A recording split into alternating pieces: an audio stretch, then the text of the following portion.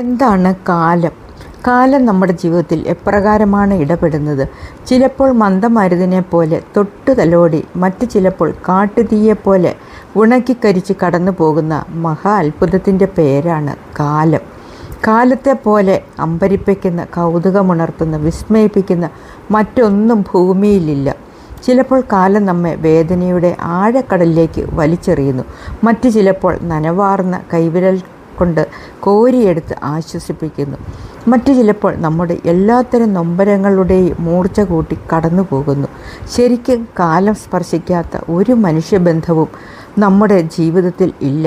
കാലം വലിച്ചെറിയുകയോ ചേർത്ത് പിടിക്കുകയോ ചെയ്യുന്ന ചെറു ജീവികൾ മാത്രമാണ് മനുഷ്യൻ.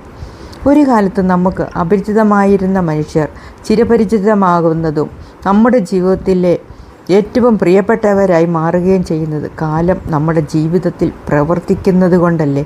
നമ്മുടെ ഓർമ്മയിൽ, നമ്മുടെ ചിന്തയിൽ, നമ്മുടെ ഹൃദയത്തിൻ്റെ താഴ്വാരങ്ങളിൽ ഏറ്റവും പ്രിയപ്പെട്ടവരായി ഒരു കാലത്ത് കരുതിയിരുന്ന മനുഷ്യർ മറ്റൊരു കാലത്ത് മുഖാമുഖം നോക്കാൻ പോലും പറ്റാതെ വെറുപ്പും നിരാശയും വിതരണം ചെയ്യുന്ന മനുഷ്യരായി നമുക്ക് കാണാൻ കഴിയുന്നില്ലേ?